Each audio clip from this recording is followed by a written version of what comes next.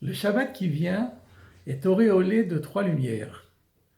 D'une part, nous lirons la paracha de Vaïtranan, dans laquelle nous lisons à la fois le Shema, le premier paragraphe du Shema, et les 10 commandements qui avaient déjà été présentés et écrits dans la paracha de Yitro, mais qui reviennent dans la paracha de Vaïtranan, avec un texte un petit peu différent, parce que vous savez que les tables de la loi ont été écrites deux fois, les 10 commandements ont été écrits deux fois. La première fois, les tables ont été brisées.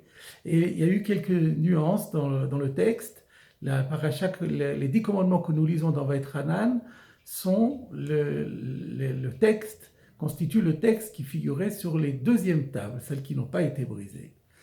Donc d'une part, Vaïtranan, l'Haftara est particulière aussi, Haftara de Nachamu, consolez, consolez mon peuple, dit le prophète Isaïe.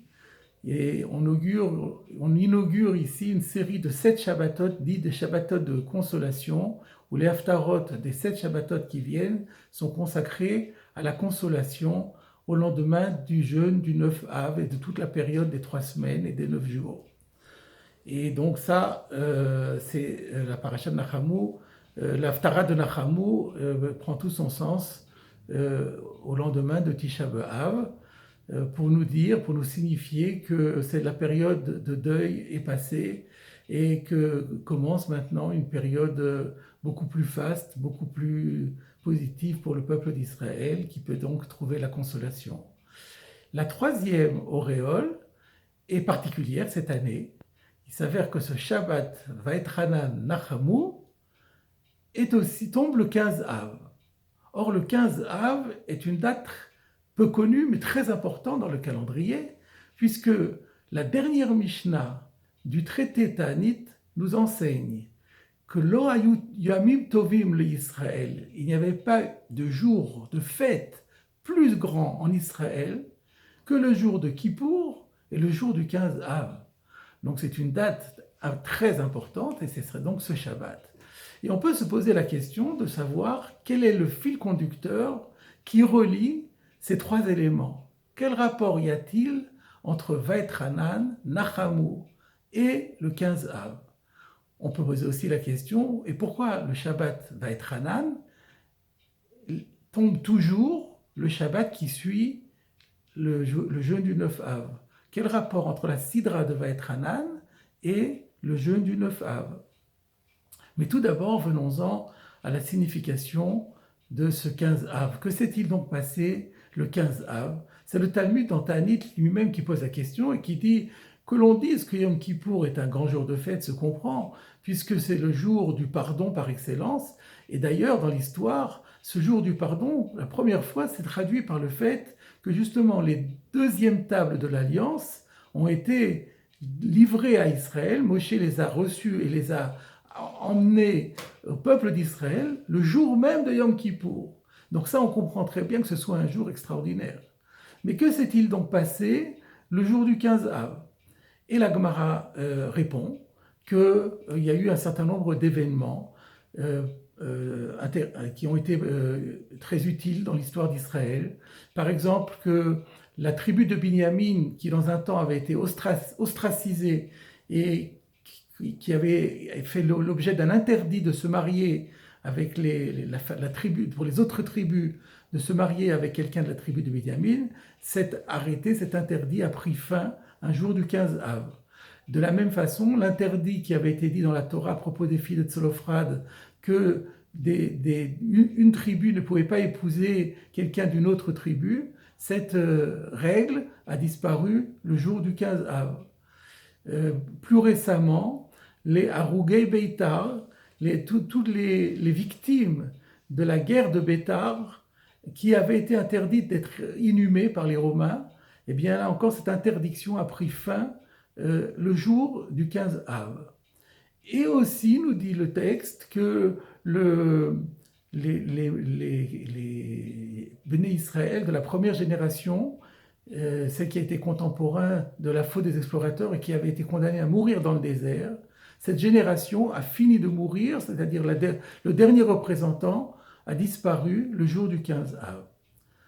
Pour autant, on a du mal à comprendre quel rapport et comment on peut mettre sur un même niveau le jour de Yom Kippour avec ce jour du 15 Av.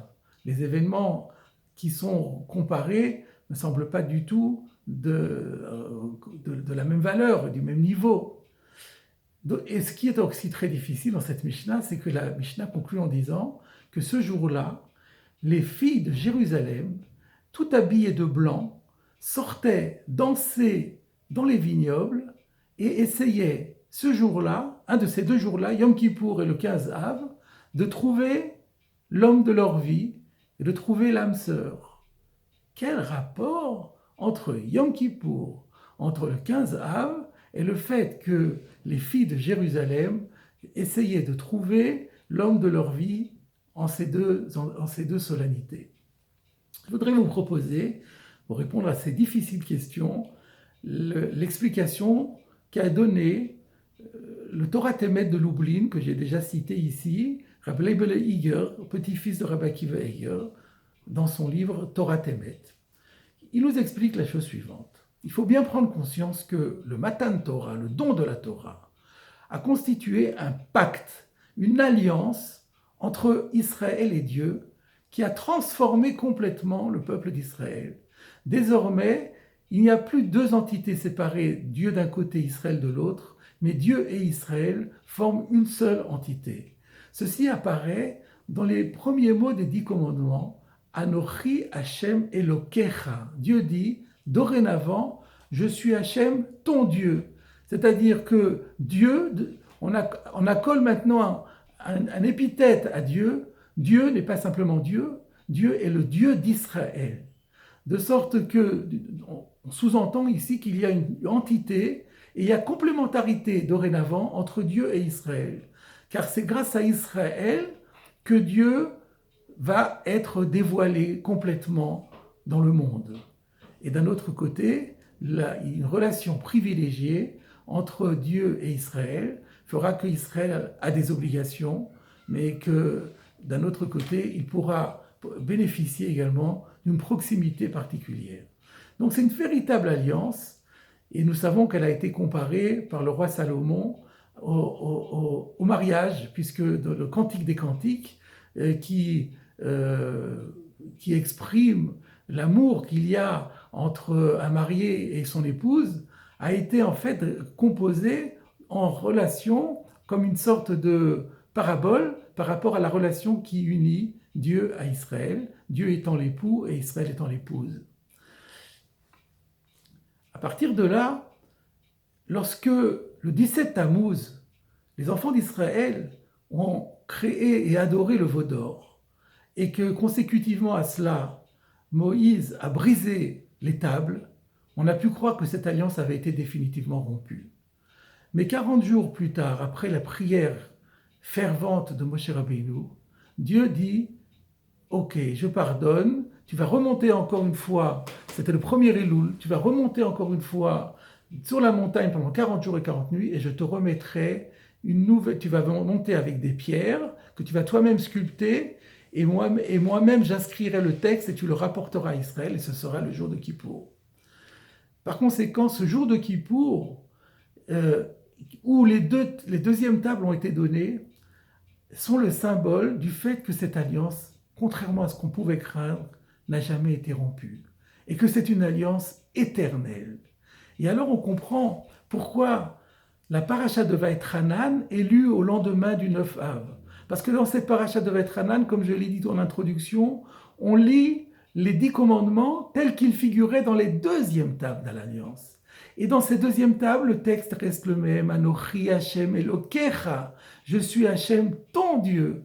Donc, c'est à ce moment-là, et c'est au lendemain de Tisha B'Av, lorsque prennent fin les 3 semaines de deuil et de tristesse, c'est le moment pour rappeler que l'Alliance est éternelle et que Israël peut compter sur Dieu de la même façon que Dieu compte sur Israël.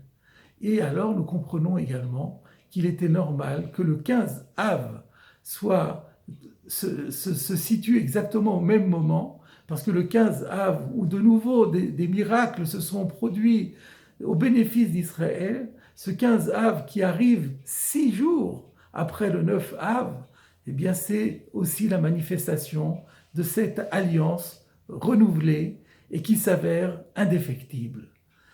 Et nous comprenons alors pourquoi les jeunes femmes, les jeunes filles de Jérusalem sortaient trouver un mari juste ce jour-là, puisque justement elles voulaient symboliser par là que le mariage d'un homme et d'une femme en Israël est le plus beau des modèles de la relation qui unit Akadosh Baruch Hu avec le clan d'Israël. Voilà mes chers amis, la trilogie qui nous est offerte dans le Shabbat qui vient, qui nous rappelle que nous avons une alliance indéfectible avec Akadosh Baruch Hu, que nous pouvons en être fiers, mais qu'il faut la mériter cette alliance, et que de la même façon, comme je l'ai dit, que nous comptons sur Dieu, eh bien Dieu compte sur nous et sur tous les efforts que nous ferons au jour le jour pour lui montrer notre amour et notre fidélité.